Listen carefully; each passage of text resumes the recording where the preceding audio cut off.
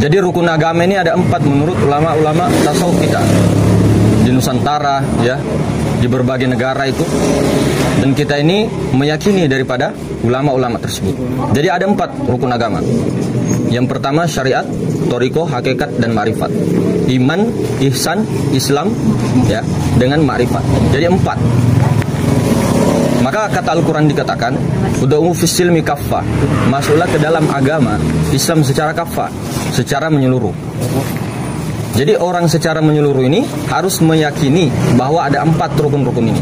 Kalau 4 rukun ini tidak tercapai, maka keislaman kita itu dipertanyakan di mata Allah. Islam minallah, agama kita ini dipertanyakan di mata Allah. Kita lihat zaman-zaman dahulu, ulama-ulama kita, ya, mufti-mufti kita, yang dimana mereka semua ini telah jaya dan sukses mengamalkan agama. Dan mereka ini satu persatu ulama-ulama kita, guru-guru kita itu menguasai keempat rukun agama ini: syariat, syariah, thariqah, hakikat, ma'rifat. Nah, apa yang terjadi di zaman sekarang ini sungguh sangat berbeda ketika kita Indonesia Nusantara telah dijajah oleh Belanda. Itu semua berubah semua, terpisah. Syariah dengan syariahnya, thariqah dengan thariqahnya, hakikat dengan hakikatnya, ma'rifat dengan ma'rifat. Semua dipisah, saudara-saudara. Padahal kalau keempat ini, ya, keempat ini dikali dengan 5, nah, ya, rukun Islam itu menjadi 20. Jadi keempat rukun agama ini dikalikan dengan 5.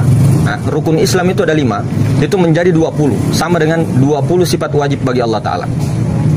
Nah, makanya yang mana dimaksud 4 kali 5 ini, ya, rukun agama 4, kemudian 5 rukun Islam. Maksudnya begini, syariah, ya, thariqah, hakikat, ma'rifat. Ada rukun Islam ini ada 5. Yang pertama, 2 kalimat syahadat. Ada syahadat secara syariat, syahadat secara thariqah, syahadat secara hakikat, dan syahadat secara ma'rifat. Begitu juga dengan solat. Ada solat secara syariat, solat secara thariqah, solat secara hakikat, solat secara ma'rifat. Puasa juga begitu, zakat dan haji pun begitu. Maka kalau ini digabung, sempurna 20 sifat wajib bagi Allah Ta'ala, sempurna pada insanul kamil. Maka kita harus tahu dulu, saudara-saudara, yang mana dikatakan ma'rifat. Ma'rifat ini adalah penggabungan antara syariat, thariqah, hakikat. Sempurnanya ketiga ini disebut dengan ma'rifat. Nah, maka ma'rifat yang paling tertinggi adalah menggabungkan syariah, thariqah, hakikatnya ini berkelanjutan. Jadi hakikatnya ini, ilmu kesejatian ini berkelanjutan, berkesadaran, kekal mengingati Allah Subhanahu wa Ta'ala. 24 jam tidak pernah putus. Dalam keadaan sadarnya. Kalau tidur tidak usah ditanya. Maka syariat ini adalah kenyataan. Maksudnya jasmani, rukun-rukun kepada tubuh kita, jasmani kita. Kalau thariqah itu jalan menuju apa? Jalan menuju sang sejati. Kalau hakikat adalah kebenaran mutlak, kebenaran yang hak. Kalau ma'rifat kumpulan daripada syariat, thariqah, dan hakikat. Itu disebut ma'rifat. Maka jelaslah bagi ulama-ulama, contoh kita dengar Imam Al-Ghazali rahmatullahi alaih, 13 tahun untuk mencapai dalam ma'rifat itu. Jadi ma'rifat itu bukan kita belajar, ya, duduk-duduk ikut kajian kemudian ma'rifat, tidak. Ma'rifat itu memang mengenal. Tapi mengenal di sini, ma'rifat di sini, ma'rifat billah, ma'rifatullah ini ada jenjangnya. Ada jenjang-jenjangnya. Ada makom-makomnya. Ada ma'rifat awam, ma'rifat khusus, khawas, ya. Kemudian ma'rifat khususul khawas. Nah, yang khususul khawas ini yang saya jelaskan tadi. Dia syariat, thariqah, hakikat. Nah, itu ketiga itu dinamakan ma'rifat khususul khawas. Maka yang di mana? Nah, yang di mana yang disebut hakikat? Hakikat itu ketika kita memandang semua alam semesta ini, semua yang terjadi di alam semesta ini, itu hakikatnya memandangnya itu loh. Memandangnya itu langsung tembus kepada zat yang maha hidup. Langsung memandang kepada Tuhan itu sendiri. Jadi kita itu tidak melihat sesuatu. Jadi begini, ketika kita melihat dinding, ya, ketika kita melihat dinding dengan pandangan kedua mata, nah, orang-orang syariat, nah, itu memandangnya dinding. Tapi kalau orang-orang hakikat memandangnya itu dindingnya itu dari mana? Dinding itu dari mana asalnya? Dari tanah. Semua kembali ke tanah. Tanah dari air, air dari angin, angin dari api, api dari Nur Muhammad dari Nur Allah dari Tuhan itu sendiri. Jadi langsung tembus.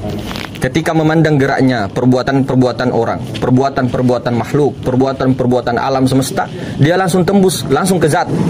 Makanya saya bilang, ilahi anta maksudi itu hanya engkau yang kumaksud, maksudnya itu zat Allah Ta'ala. Nah, jadi kita itu pandang bukan hanya meyakini bahwa itu Nurullah, itu Nurullah, itu Nur Muhammad, itu Nur Muhammad. Tidak. harus tahu dudukannya itu di mana sih yang zat maha suci itu, di mana zat yang maha hidup itu. Nah, itu harus melihat secara jelas. Maka pandangan orang-orang hakikat yang khususul khawas dengan memandangnya alam semesta itu seolah-olah alam semesta itu tidak ada. Jadi alam semesta itu seolah-olah dilihat ada, tapi dicari-cari tidak ada. Itu pandangan orang hakikat. Jadi ketika dia memandang alam semesta dan seluruh isinya, itu bagaikan debu yang sangat kecil berterbangan di ruang, maha ruang angkasa yang luas, yang tak terbatas itu. Maka semua yang digerakkan ini, kalau orang tahu, tembus kepada zat itu. Semua ini geraknya zat, geraknya daripada zat. Sifat itu yang mana? Alam semesta, manusia, dan semuanya itu adalah sifatnya Allah. Nah, sifat ini dengan zat itu tidak bercerai. Ahad dia, satu, ketunggalan itu. Barang siapa yang menceraikan zat dengan sifat, itu orang-orang syirik. Jadi zat dengan sifat itu harus bergandengan, tidak menyatu, tapi satu, tunggal dia. Nah, perlu diketahui itu. Zat dan sifat. Sifat itu bukan zat, namun sifat tiada lain daripada zat. Karena sifat itu tidak bisa berdiri kalau tidak ada zat. Contoh, api dengan panas. Nah ya, api dengan panasnya, matahari dengan cahayanya, gula dengan manisnya. Yang paling nampak ini gula apa manis? Pasti orang-orang dari kita-kita yang baru belajar ngomong gula. Bukan, yang paling nampak itu manisnya. Kenapa mas? Yang paling nampak itu manisnya sebenarnya, zatnya itu, rasanya itu loh manis. Kenapa? Coba ambil gula, ya, gula atau garam, taruh di wadah. Nah, ambil air, garu itu, putar larut. Nah, apanya itu yang ada? Lebur dia, sama dengan garam. Garam itu bentuknya seperti kotak, ada yang bundar, ada yang segitiga dan sebagainya. Kalau dilarutkan, itu kembali kepada air asin itu, kembali kepada zatnya itu. Maka kita memandang pergerakan ini semuanya, ya saudara-saudara, jangan kita tertipu dengan bentuknya, rupanya. Nah, kalau kita pandang segala macam, itu memang adalah berupa, berwujud. Tapi kalau kita tembus, ini dari mana ini? Kita pandang ini orangnya dari mana? Oh, dari bapak ibunya. Bapak ibunya dari buyutnya daripada Nabi Adam. Nabi Adam dari tanah, naik dia pandangannya terus mi'raj itu, tarakki itu, naik. Tanah dari air dari angin dari api dari Nur Muhammad dari Nur Allah dari Tuhan. Semua sealaman ini geraknya Tuhan. Ketika orang tidak tauhidul af'al, tauhidul asma, tauhidul sifat, dan tauhidul zat, mohon maaf, wujuduka zambun. Ada wujud kita, itu syirik besar. Tidak sempurna amalan, ibadah-ibadah kita. Mau perbuatan kita haji kah, mau perbuatan apakah, perbuatan baik, kalau masih ada syirik, kesyirikan di dalam hati. Sementara syirik khafi ini adalah syirik besar, syirik akbar. Makanya dikatakan dalam Al-Quran, dalam hadis itu mengatakan Allah itu mengampuni semua dosa, sebesar apapun itu. Dosa membunuh kah, dosa apakah, cuma jangan disengaja buat dosa. Tapi selain daripada satu dosa ini, syirik, itu yang tidak diampuni. Maka ketika dalam pandangan agama yang sempurna, Islam yang sempurna, itu tidak boleh ada dua wujud dalam satu. Tidak ada lagi hidupku, ada hidupnya Allah. Ada hidupku, ada hidupnya Allah. Ini masih syirik. Ketahuilah saudara-saudara, cuma di alam semesta ini, cuma satu zat yang membolak-balikkan itu. Cuma satu zat hayat, zat hayyun, yang membolak-balikkan itu. Dunia ini semua dikendalikan oleh satu zat. Tidak ada boleh dua Tuhan, tidak ada lagi boleh dua zat. Makanya tubuh, hati, nyawa, rahasia. Tubuh itu berarti afal, ya. Kemudian asma berarti hati kita. Kemudian nyawa ini berarti sifat, nyawa kepada ruh kita ini. Nah, zat itu dirahasiakan. Zat itu yang mana sih? Meliputi. Zat itu luar, di dalam, dan meliputi segala sesuatu. Itulah yang zat hayat. Nah, zat hayat ini dileburkan kepada yang maha hidup. Maka ketika orang ada di Yogyakarta, ya, ada di Bulukumba, Sulawesi Selatan, ada di Jakarta, ada di Amerika, orang yang tembus kepada zat maha tunggal, itu tahu dia terhubung, itu wasil, itu sampai. Kelihatannya kita ini banyak rupa. Ada orang Amerika, orang Israel, orang Palestina, orang Arab, orang Yaman, dan sebagainya. Tapi kalau kita duduk di ketunggalan, tidak ada lagi rasa-rasa itu. Kita itu tunggal, bukan kitanya. Makanya disuruh dulu matikan diri. Man arafa nafsahu faqad arafa rabbahu. Suruh kenal diri dulu. Kenal diri yang mana? Diri kita ini loh, yang nafs, Yang nafsu itu, yang wujud sangka-sangka itu selalu merasa ada itu. Nah, ini yang mau dimatikan. Al-mautu qoblal antal maut. Matikan dirimu sebelum engkau mati. Ini si nafs ini. Maka ketika kita nanti berpulang ke kampung halaman yang sebenarnya, dari mana pulangnya itu?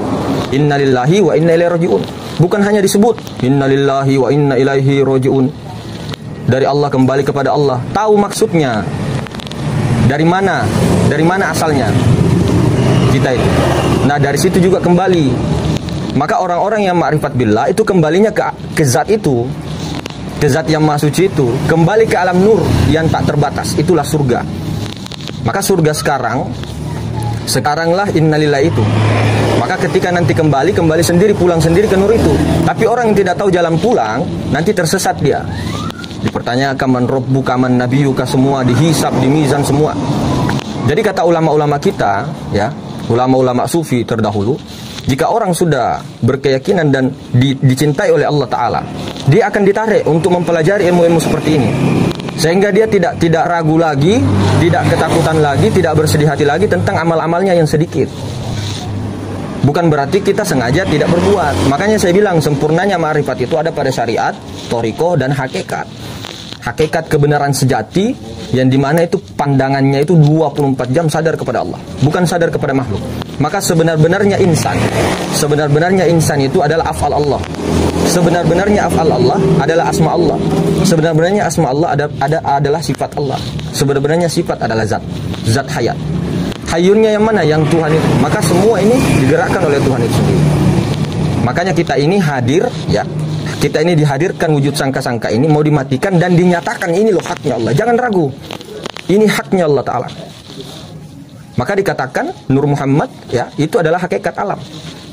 Inilah adalah sifatnya wujud, sifatnya zat yang maha suci. Jadi zat yang maha suci bertajalli menjadi ruh semesta alam, yaitu zat mutlak.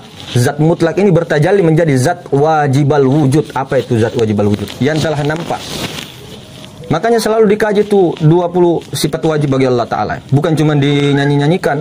Wujud tidamba kok mukhallafatul lil hawadisi, ya, sampai qiyamuhu binafsihi. Jadi terus diketahui itu loh. Sifat nafsianya, ya, salbianya, ma'aninya, dan maknawiyah. 4 itu terbagi itu daripada sifat 20. Tapi ketahui, kita harus tauhid. Semua perbuatan di alam raya maya pada ini itu adalah perbuatan Allah Ta'ala. Kudrah, iradah, ilmu, hayat, sama, basur, kalam. Itu sudah jelas sifat ma'ani. Yang kuasa Allah. Kita tidak kuasa, yang kuasa Allah. Kita tidak bisa berkehendak, yang berkehendak Allah. Kita tidak mengetahui, berilmu, yang berilmu Allah. Kita tidak hidup, yang hidup adalah Allah. Kita tidak melihat, kita ini diperlihatkan oleh Allah. Dari mana asal semua itu? Daripada sifat ma'nawiyah. Kaunuhu muridun, kaunuhu qadirun, kaunuhu alimun, kaunuhu hayyun, ya, kaunuhu sami'un, kaunuhu basirun, kaunuhu mutakallimun. Untuk apa belajar sifat 20 kalau tidak paham? Nah, itu bukan berarti kita menyalahkan. Tapi orang-orang cinta kepada wali Allah, orang-orang cinta kepada ulama-ulama ma'rifat billah, suka berziarah ke kuburannya, namun tidak mempelajari ilmunya, bahkan membuang ilmunya. Bila mim. Nah, itu. Jadi Ahmad ini Ahmad tanpa huruf mim. Itu ahad. Apa yang menghalangi kita? Apa yang menghalangi kita? Karena kita ini masih berupa Adam. Karena kita ini masih merasa bahwa kita ini Adam, kita ini tubuh, kita ini hati kita, nyawa kita, rahasia kita. Nah, kalau orang yang sudah selamat, udah mulai selamat diperjalankan, itu dia berjalan kepada Muhammad. Dia menjadikan Nur Muhammad. Tapi jangan berhenti di Nur Muhammad. Teruskan kepada Nur Allah. Teruskan kepada Nur Allah, zat, kemudian teruskan kepada Tuhan. Tapi Tuhan jangan dicari, karena Tuhan sudah laisa, menjadi daripada zat yang maha hidup itu. Jadi orang-orang tadi, ahli-ahli kasyaf, ahli-ahli musyahadah, ahli-ahli wali Allah, ketika melihat sesuatu, dia tidak tertahan di sesuatu itu. Contoh, ini sarung. Kalau orang-orang ahli syariat ini melihat sarung. Kalau orang makrifat, dia tahu sarung ini dari kain, kain dari benang, benang dari kapas, tembus. Kalau kita melihat orang, oh, orang ini dari buyutnya, seperti tadi sampai Nabi Adam, Adam ini dari tanah, tanah ini dari air, air ini dari angin, angin ini dari api, api ini dari Nur Muhammad, Nur Muhammad Nurullah, Nurullah dari Tuhan. Sudah tembus ke Tuhan. Jadi kita tidak melihat sesuatu dos-dos ini, apalagi mengatakan ini tembok ini Allah. Itu salah kalau diucapkan. Makanya untuk melihat daripada Allah harus dengan pandangan Allah. Harus dengan memandang sesuatu, harus dikembalikan kepada Allah dan Allah sendiri memandang dirinya. Makanya kuntukan zammahfian, aku adalah perbendaharaan yang tersembunyi, ya. Aku ingin dicintai, aku ingin dicintai oleh diriku sendiri. Jadikan makhluk nurku dari diriku sendiri untuk melihat diriku di luar diriku, begitu. Nah, itu tujuan awal penciptaan itu, kejadian itu. Jadi inilah tujuan kita, saudara-saudara. Apakah kita ini sanggup tidak melihat semua perbuatan-perbuatan Allah di alam raya maya pada ini? Ataukah kita tidak tembus? Ataukah kita terhijab dengan pandangan makhluk? Nah, itu loh. Makanya jangan tertipu dengan rupa, wujud dan segala macam. Semua ini adalah hakikatnya, ini adalah sebuah kekosongan yang hampa. Jadi ketika orang melihat langsung tembus ke zat. Nah, begitu. Zat yang maha suci. Makanya kita sudah jelaskan, zat itu tidak berupa, zat itu tidak punya rasa, zat itu tidak berwarna, zat itu tidak berwujud, zat itu tidak bisa diceritakan, tidak bisa dipikirkan, tidak bisa dibayangkan. Laisa kamitslihi syai'. Tapi bisa ditemui. Bisa ditemui. Apa yang bisa menemukannya adalah Allah itu sendiri yang memperjalankan hambanya untuk mi'raj. Nah, ketika sudah mi'raj, nah, dia turun lagi di af'al, semua perbuatan. Begitu. Tapi ada orang yang tetap perhatiannya kepada zat. Itulah orang-orang yang fana terus fana fi zat. Nah, tapi orang-orang yang sudah majzub fana fi zat itu nanti bako dia. Jangan cari makom. Jangan cari makom. Bako itu dengan sendirinya. Makan saja, jangan cari kenyangnya. Jalankan saja itu, banyak-banyak berserat. La haula wala quwata illa billah. Tidak ada satu makhluk pun, tidak ada satu guru yang sakti pun, mursyid yang sakti pun sekalipun yang bisa mengenalkan muridnya salibnya itu untuk mengenal Allah, tidak ada.